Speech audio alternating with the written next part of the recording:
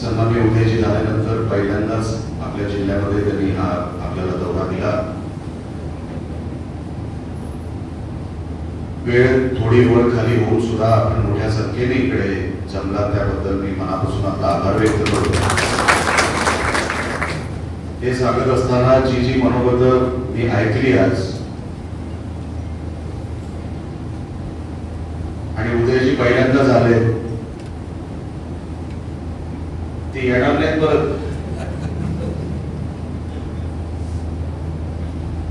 महायुतीचे मंत्री म्हणून काम करत असताना मी जवळून त्यांना बघायची, पक्षातल्या वेगवेगळ्या स्तरावर बघण्याची मला संधी मिळाली. आपण संघटनेचं काम करत असताना आपल्या नेत्यांना त्रास होणार नाही याची काळजी आपण घेतली पाहिजे. आपल्याकडे काय नाही, कुठली गोष्ट कमी आहे, कुठल्या गोष्टीची उणीव आहे, आपण पक्षासाठी काय करतो,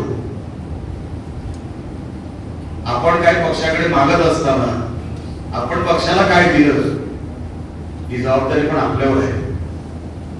नेहमी पक्षानेच आपल्यावर लक्ष द्यावं आणि आपण तक्रार करावी. एवढा लहान पक्ष आपला नाही, आपले नेते एवढे लहान नाही, आणि ही एवढी मोठी फिल्डिंग लागली असताना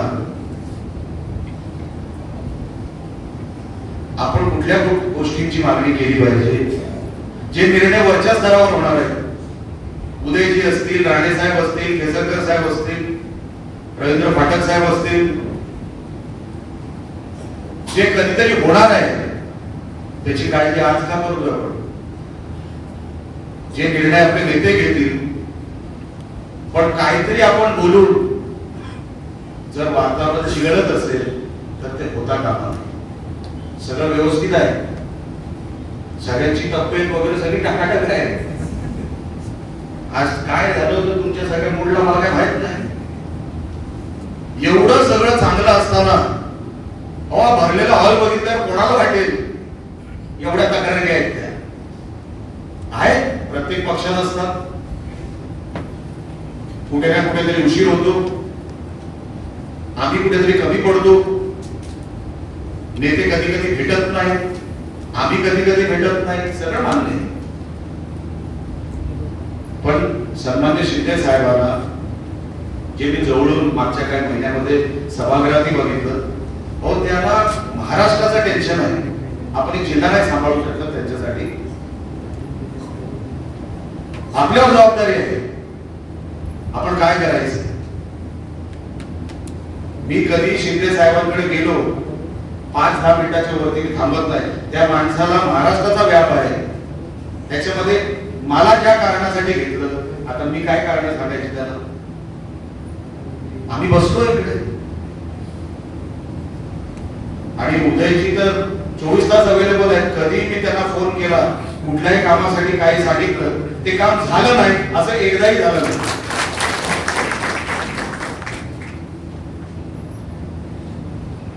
मेहनत आपल्याला करायची, लक्षात ठेवा. संघटना ही आपल्याला जी दिसते त्याचं रूपांतर मतदानात कसं होईल, गावागावात कसं होईल, ती मेहनत आपल्यालाच करायची. कुठेतरी कोणतरी कमी पडणारच आहे. निलेश राणे कुठेतरी कमी पडेल कदाचित, किंवा केसरकर साहेब, पण आपण आपलं काम विसरता कामा नये. महाराष्ट्र सांभाळत असताना या सगळ्या नेत्यांना आपण ताकद दिली पाहिजे की साहेब तुम्ही महाराष्ट्र बघा, हा जिल्हा आम्ही बघतो.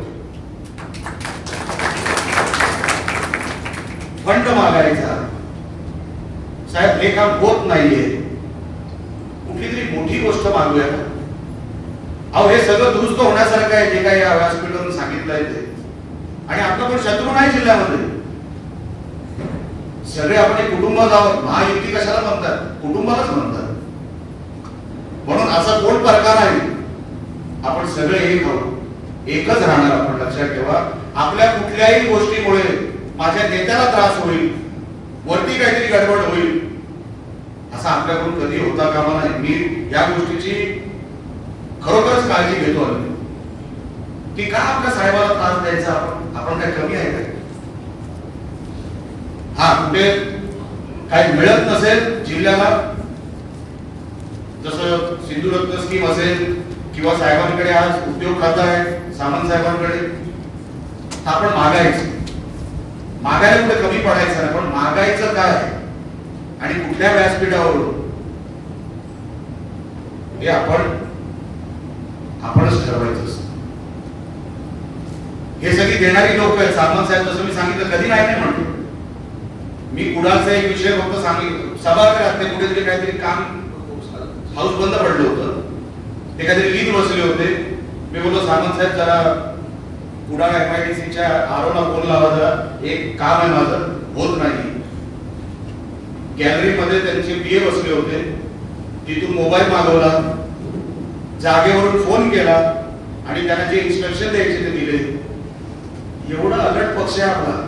कुठलाही मंत्री आपल्या शिवसेना पक्षाचा किंवा इव्हन BJP पक्षाचा, इव्हन राष्ट्रवादीचा काम होत नाही असं मला जाणवलं नाही. हा, कुठेतरी काही कमी पडलं असेल, 100% कुठेतरी कमी. माणसं आहोत आम्ही, ती माणसंच आहे, कुठेतरी कमी पडलो असणार.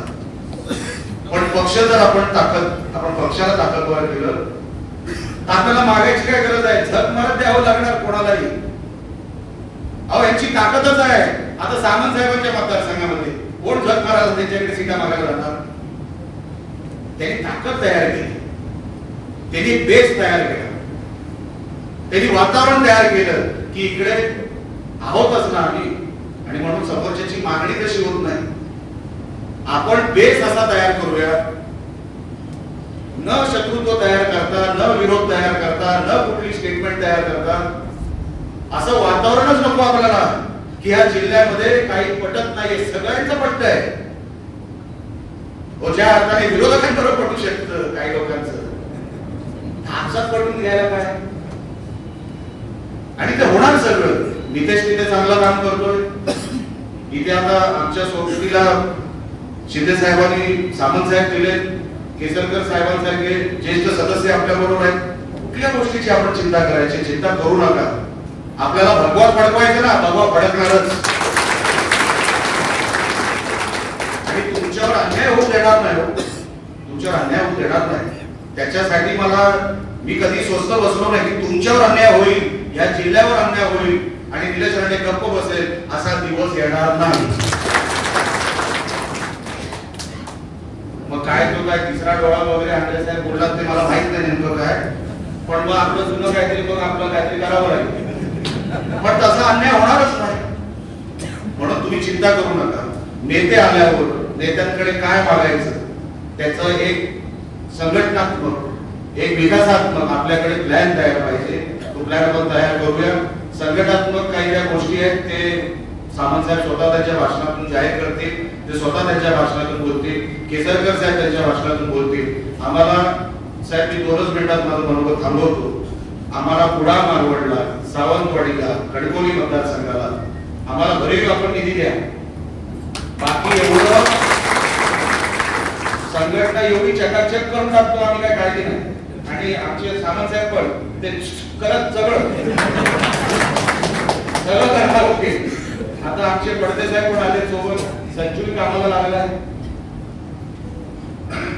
आणि हे पण साहेब आहेत, आता सगळे कामाला लागले. आपण साहेब जेवढं आपल्याला निधी देता येईल, आपल्या खात्याच्या बाहेर सुद्धा नगर विकास खातं साहेबांकडे आहे. मी मागणी केली होती, नगर उत्थानचा मोठा निधी नगर विकास खात्याच्या माध्यमातून आम्हाला मिळू शकतो. 25-15 पैसे आपल्याला मिळू शकतात. मुख्यमंत्री ग्राम सडक योजनेचे पैसे आम्हाला मिळू शकतात. तुमच्या मतदारसंघात केवढा पैशाचा पाऊस पडतो मी बघितलाय, मी जवळून बघितलाय. त्यांचा प्रारूप आराखडा DPDC मध्ये त्याचं कौतुकच केलं पाहिजे. जसं पहिल्यांदा नितेशनी ऐकून घ्या पूर्ण, जसं पहिल्यांदा नितेशनी प्रारूप आराखडा 400 कोटीवर नेला सिंधुदुर्गाचा, आमच्या या साहेबांनी सामंत साहेबांनी 750 कोटीच्या वर नेला रत्नागिरी जिल्ह्याचा प्रारूप आराखडा जो आहे. म्हणून साहेब आपण हे सगळं करू शकता. आम्हाला तुम्ही भरभरून, जसा तुमच्याकडे पाऊस पडतो विकासाचा तसा आमच्याकडे पाठवा, एवढी तुम्हाला मी विनंती करतो. बाकी खाली जे काय करायचं घटक साहेब, जेवढं काय करायचंय तुम्हाला काय सांगायची काय वेगळी गरज नाही. आपण तुम्ही आम्ही वेगवेगळ्या पक्षात एकत्र काम करत करत आता शिवसेनेत आलो. म्हणून तुम्हाला काही वेगळं सांगायची गरज नाही की आपण एकदा उतरलो म्हणजे उतरलो, मग आम्हाला कोण थांबू शकत नाही. फक्त वातावरण चांगलं ठेवा, कोणी आपला शत्रू नाही लक्षात ठेवा. सामंत साहेब आपल्याकडे आले ते असेच येत राहू दे आणि लवकर न जाता आम्हाला पूर्ण वेळ देऊ दे, एवढीच फक्त त्यांच्याकडे मी विनंती करतो की ते थांबले.